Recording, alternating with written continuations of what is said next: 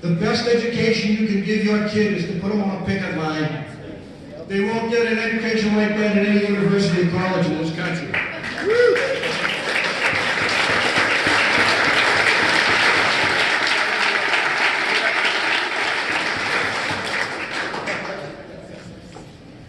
One of the battles you people have been battling for the last year or so is the first major legislation in United States history that is national legislation with that Janus versus AFSCME Council 31 decision that came out last year, where they destroyed the union shop for the public sector workers that had it. The new National Labor Relations Board appointees by Mr. Trump has 3 Republicans against 1 Democrat.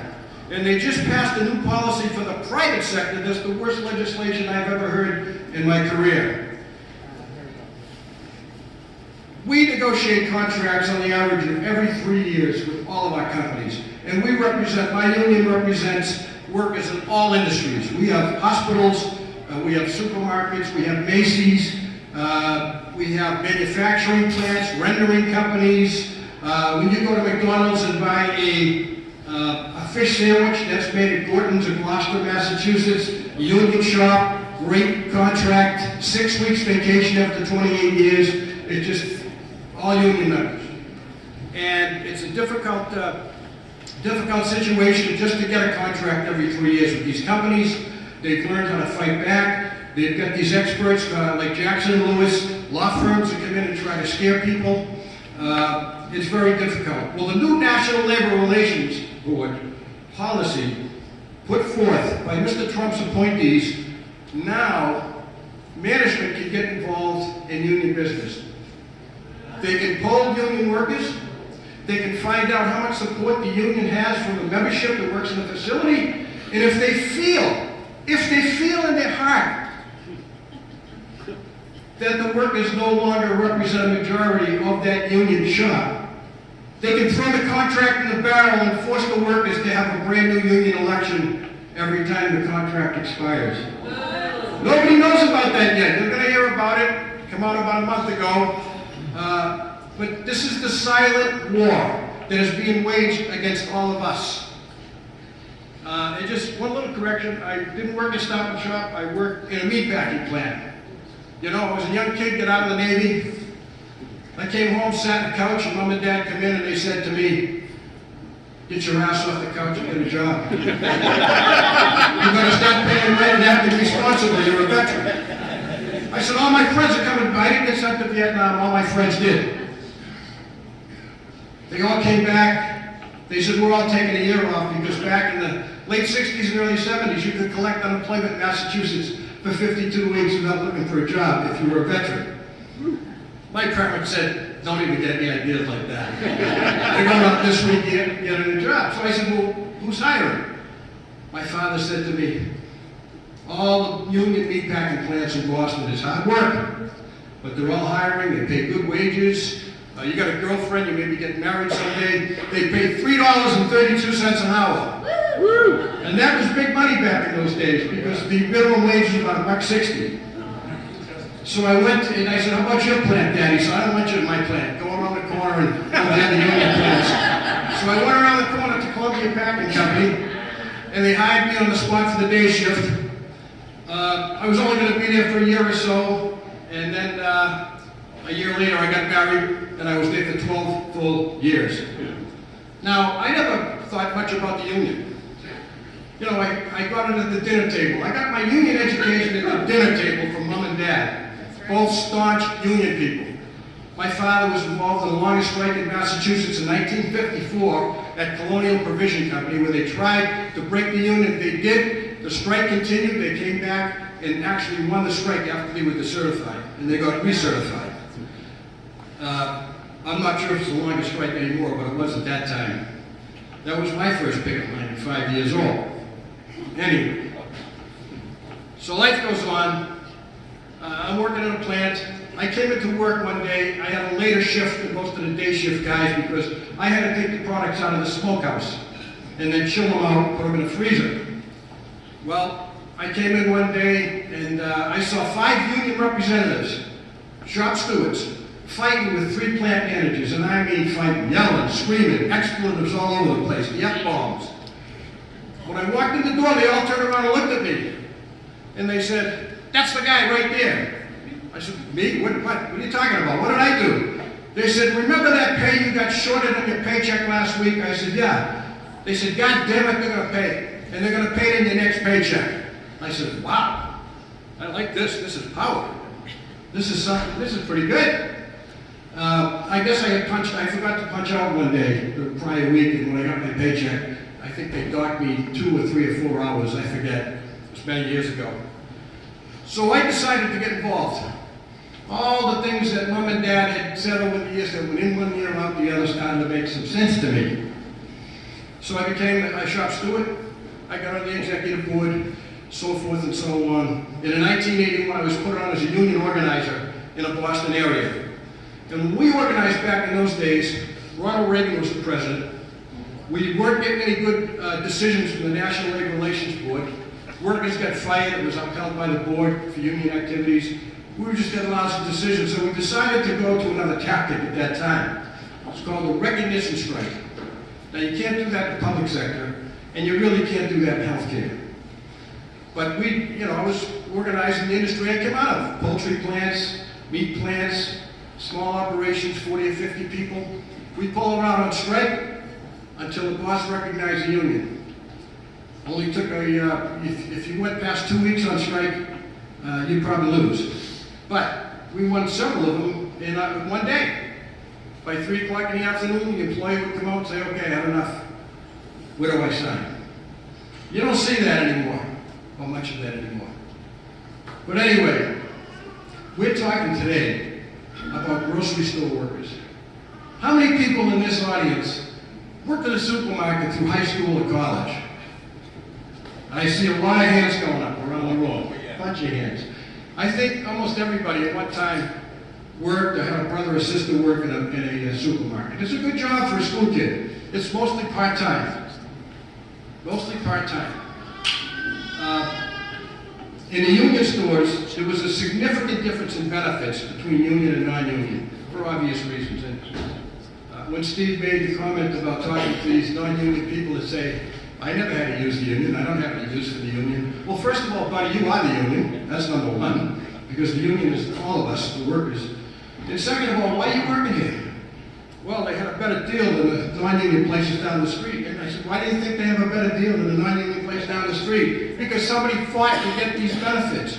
And if you're not part of the fight, you're part of the problem. And it's people like you that weaken the union. In order to make it strong and get better contracts, we all need to belong. We all need to sign union cards.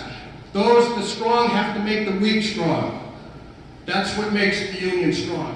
You know, people say the union like it's some kind of an outside third party. Right. You're the union.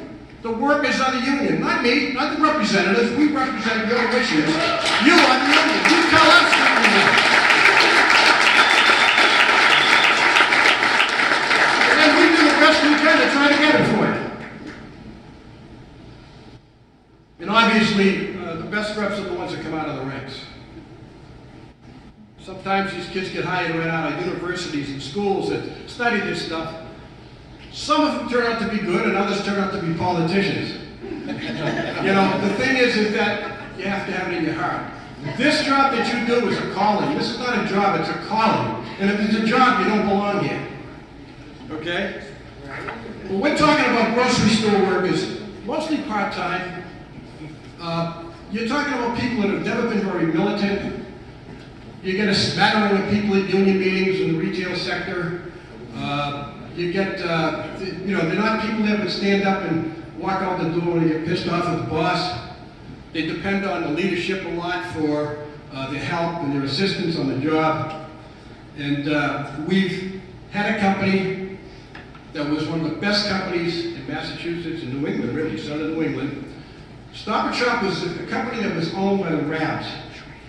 Sidney Rabb and the Goldbergs owned Stop and Shop. They actually, back in the days when the National Labor Relations Act, the Wagner Act was passed, they actually invited the union in to sit down and talk, and they gave neutrality to the union, which means you can come in, talk to the workers in the stores, And if a majority of them wish to join the union and sign a union card, your union recognized right away. No fights, no strikes, no elections. They recognized the union, which a lot of companies did back in those days because it was the patriotic thing to do when Franklin Roosevelt was the president. Funny how things have changed. That worm has turned 180 degrees, just as the brothers. So anyway, they bragged and boasted how they paid their employees the best wages and best benefits in the industry, and they did. Well, lo and behold, like everything else in America, multinational conglomerates came into the scene, took over Stop and Shop as they sold out and got older. And then every time we went to negotiations after that, it was take another holiday away, take another sick day away, take another personal day away, increase the cost of the health insurance, mess with the pension, try to freeze it. Always a battle. And it was always the company coming to the bargaining table to see what they could get back from the union. Well, 3 years ago, they came with a number of concessions. 2016 management did. And I was very upset. My brothers and sisters, now every time we bargain with 5 New England locals, 2 in Connecticut, 1 in Rhode Island, 2 in Massachusetts. And we call it unity bargaining because we all bargain together. Our contracts are almost identical and they all expire the same day. 3 years ago, the company was pushing concessions down our throat. They negotiated right up to the last minute. We weren't even on economics yet. It was time to take either a strike vote or a ratification vote or whatever. So I talked the other 4 into not giving the company an extension. The company wanted an extension. I said, you're not getting an extension. They're not going to push us at the edge of the cliff and then have us come begging back to you and give back whatever you want. It's not going to happen. So my local took a strike vote. And we bluffed the company. We were going to strike the week before, the Thursday before Easter. Easter is one of the biggest days in the retail business, as you know. And didn't get you back in from the other 4 locals. Didn't get you back in from the international at that time. Our bluff scared the company so much that they put management people in all the 65 of my stores in the North Shore, in the Worcester County area. And the company came to the table the next day and settled. And they settled a pretty decent contract with a few little givebacks, which pissed me off to this day. Well, this year we came back. Now, the economy is good. You know, we keep hearing Trump and everybody else telling how wonderful the economy is. The company has been boasting that they made $2 billion in profits last year. $2 billion. They control the market share. They are number 1 in market share from Maine all the way down to Florida on the East Coast. Why? Because they not only own Stop and Shop, they own Hannaford Brothers, which is non-union. They own Food Line, which is non-union. They own Giant of Carlisle, which is non-union, and they own Martin's, which is non-union, and some other chains. They're a mostly non-union company. They also merged. This company is called Royal Aho. I call them Royal A-Hole because I think it's more appropriate. But they also merged with this other European, they're from the Netherlands. They merged with this other European company in Belgium called Del Hayes. Del Hayes was the original one with Hannaford. There's only 1 Hannaford Brothers in the continental North America that's organized. And that's in South Portland, Maine, the warehouse of Hannaford Brothers. It's in my local union. And we were lucky because they were an independent union that realized we were going up against a multinational conglomerate. They better get into a big union. And they merged with us back in 1992. So now we're going against these 2 massive companies, mostly non-union and anti-union. And it's ironic that they are union from wall to wall in Europe. Wall to wall. Every person that works in their stores is union. They come to the United States to get out of the union to try to break the union. We realized at bargaining this year, we were really shocked when we came to the table. We thought we were going to get the best contract in 3 decades because of the economy and them bragging on Wall Street about their profits. When they came to gut the entire contract. I'm talking soup to nuts. They wanted to cut the holidays in half. They wanted sick days in half. Get rid of the personal days. They wanted to gut the pension. They wanted to fund it You heard about an unfunded liability. Well, they wanted to not level fund this pension so that eventually, in a few years, it would die right on the line because of the costs. The costs go up. They didn't want to pay the increases. They wanted to make, we have a great Blue Cross Blue Shield Taft-Hartley Health and Welfare Fund that pays wonderful. They pay for everything. I mean, it's an 80-20 plan, but we have co-insurance, and it's just a wonderful plan. They wanted to gut that plan to make it unaffordable for grocery workers. They don't make a lot of money, grocery. The only ones who make good money are the people who've been there 40 years, and the people who are skilled, meat cutters, deli heads, that kind of thing. Most of the people come in at minimum wage, and then they get union general wage increases. Our part-timers do get ancillary benefits. They get life insurance, they get short-term disability, they get sick days, holidays, vacation, and they get a defined benefit pension. Part-timers. You don't find that in any non-union company anywhere. So we get to the table, they want to get the contract, and we are completely blown away. Well, I made up my mind from day 2, we're going on strike. At some point, if they don't get off this dime in the next 2 months, we're going to be on strike. I don't see any way out of this. The thing we have to do is try to mobilize our members. How are we going to do that? How are we going to do the people that depend on every day they go to work to pay their bills, to pay their rent?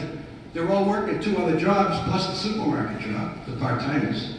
The long-term, full-timers aren't. They're usually making a good living on the one job. While they got a spouse working. And we have a lot of spouses, full-time career people that stop and shop, so they're going to lose their retirement income when they go out on strikes. So how do we mobilize? These aren't meat packers, they're not truck drivers. How do we mobilize this group? Well, we had a whole plan.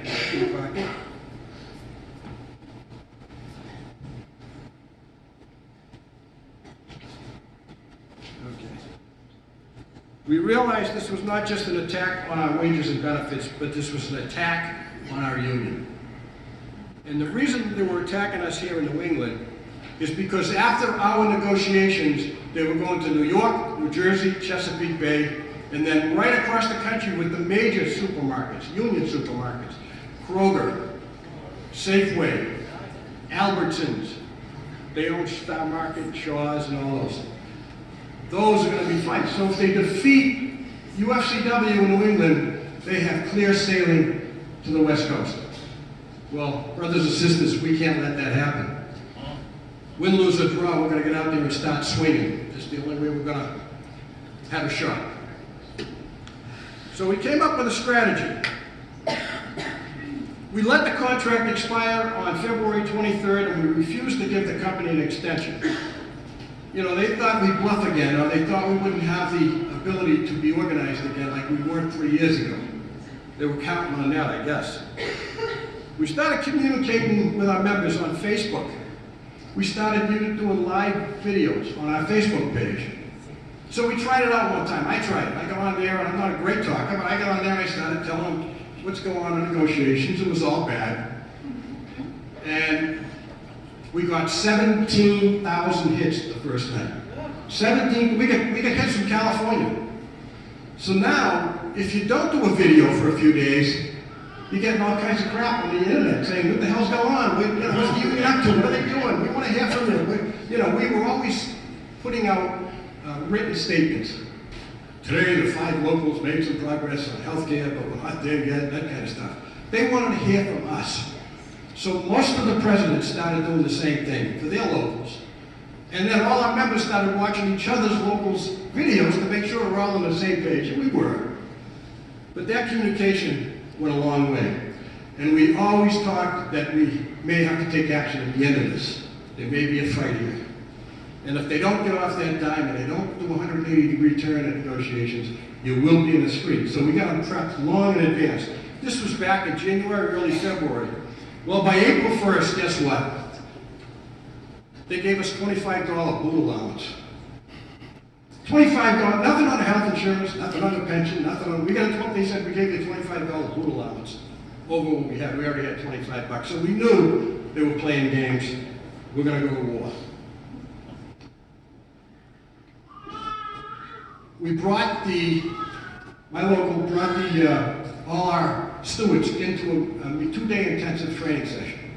They were the strike captains. We taught them how to run a picket line, how to strike, how to hold the signs, what to put on the signs, how to talk to the media, how to deal with the police. I mean, this was 2 days, questions, answers, over and over again, because these people didn't have a clue. And now, don't forget, I've only got a small percentage of people there, the stewards. I don't have the rest of the group there. So we're giving them as much information as we can, hoping to go back and spread that to the rest of the members. It was very difficult, but we did it. We told them the most important people you're going to talk to are the customers, because they're going to win or lose this thing for you. The customers cross the line, you're dead. Well, what about all these trucks, these scab trucks that go through, that are going to bring in loads of food, and what about the scabs that go in and work? I said, you don't have to worry about how much food goes in there. You don't have to worry about how many scabs cross the picket line. Because if the customer is with you, the scabs will be throwing all the food into the dumpster. You just have to stop that customer from going through that picket line. They know the customers. When the customers come every week and you've been working somewhere for a number of years, you know who these people are. You know what their order's going to be. There's a bond between the customer and the server of people that regularly shop at the same place. And I'm going to tell you who won this strike. It was the public. It was the community that won this strike. And I've never seen anything like this in my entire career. But let me go back to the chronology of our strategy. We also used other technology. Our international union has this program called the Hustle Program. You can instant message all your members in any company simultaneously if you have their email and their cell phone. So, a month.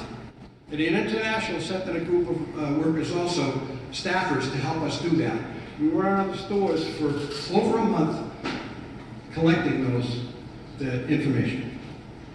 And I'm here to tell you, secretly on April 11th, a week and a half, less than a week and a half before Easter, the big holiday again this year, at 12:45 p.m. on April 11th, we hustled message all our stewards and strike captains, get ready to pull out your stores in 15 minutes. All 5 locals, 31,000 members. At 5 minutes of 1, we emailed all of our members and told them in 5 minutes you're to leave the store. Drop what you're doing and walk out the street. And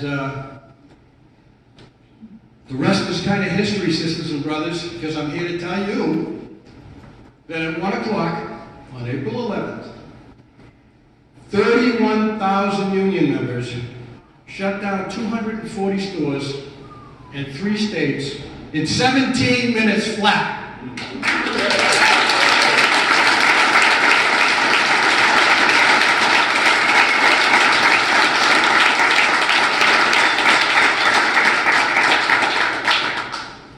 We have less than a dozen scabs out of 31,000 members. Less than 12 in 3 states. Unbelievable.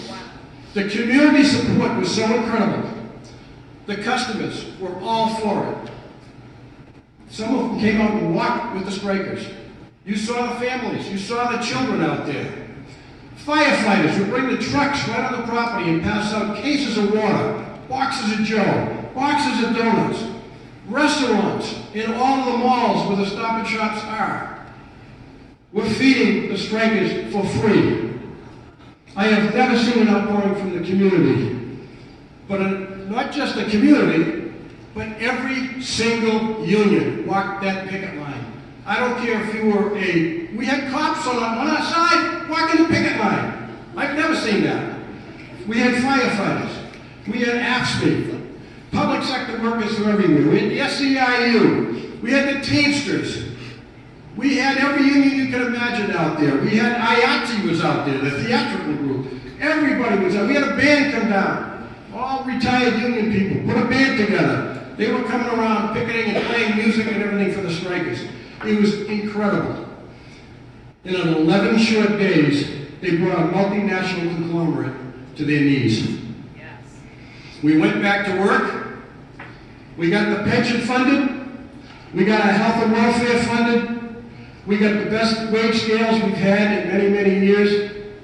And we won that strike. And they won it, and they're the best union members they've ever been in their entire careers. They understand what the union is because they didn't walk in and get things handed to them. They had to go out and fight to get them. And those are the best members, the ones that had to fight to get what they have. They appreciate every dime they've got. Okay? And I'm telling you, it helped us with another company. At the same time, we were negotiating with Macy's. And Macy's was giving us the same crap that Stop and Shop was. They wanted to cut things. Macy's is a bigger problem because Macy's is double-breasted. You know, out of like 10 stores in Massachusetts or whatever they have, we only have 5. We only have 5 of the stores. So it's the tail wagging the dog. But they always give to the non-union people what we get at the bargaining table so they won't join the union for obvious reasons. But we do have better language, we have seniority that means something, and we have better perks than the non-union. But they don't tell them that part, we do.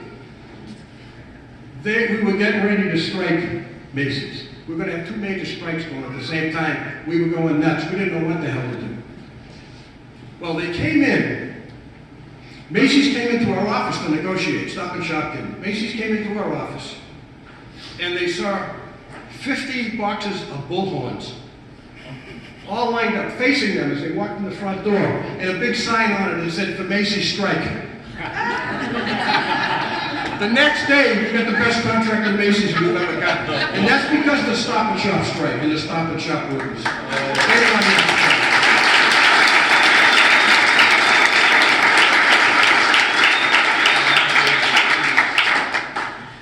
I just want to tell you that we can't depend on the politicians anymore. Even the Democrats, the good Democrats. I mean, you got Bernie, he's the best. We've got Elizabeth Warren, she's equally as good. They're wonderful, wonderful people. We need more people like them. I'm not sure if they can win the Southwest and the Midwest rednecks, okay? But we can't depend on that. We can't wait for that. Workers have to continue to mobilize and organize. If we don't organize, we're going to die. I know your public sector, I know it's an open shop now because of the Janus legislation. But you've got to sign up your own members. You've got to make them sign cards. You've got to educate them. The best people to educate are the new people that come in that think they're getting handed everything to them. That first impression will make a world of difference on whether they join the union and what kind of an impression they have on the union. They're going to be voting for you, not necessarily an organization, for that person that comes and welcomes them in like you welcome me today. You do that to your members, you'll sign up 100% of them, or 99%. You always get a couple of crackpots out there. Right? We all have them. But we've got to organize. You know, we have the same enemy. I told this to the teachers union down in Massachusetts when I spoke in front of them. A lot of people think there's a major difference between the public and private sectors. There may be in some respects, but we have the same enemy, sisters and brothers. We have the same exact enemy. These billionaires, these multinational corporations, right? They are the ones that are lobbying, the ones that are breaking the unions and getting these laws passed to break private sector unions. And every time we try to organize and put terror campaigns onto people so they vote against themselves, are the same people, the same exact money that is lobbying to privatize the public sector, get rid of the government jobs, government industry, get rid of public education, privatize charter schools to get rid of unions. Because they blame the unions for all the problems that are going on in this country. We're not the problem, sisters and brothers. We are the solution. Yeah.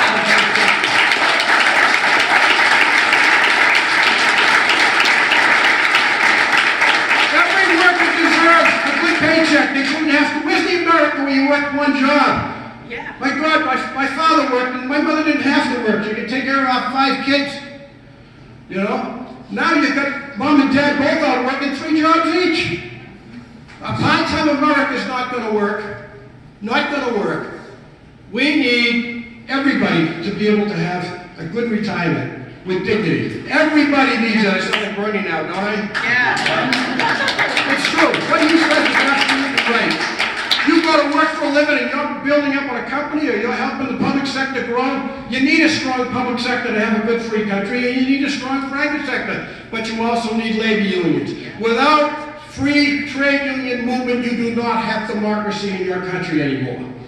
We got to fight to keep our democracy. We got to fight to keep our middle class. And I want to thank Steve and everybody else here for inviting me today. Thank you so much. I enjoyed talking to you. You're a wonderful group. And stay strong, stay united, stay together. You're going to grow. Thank you very much.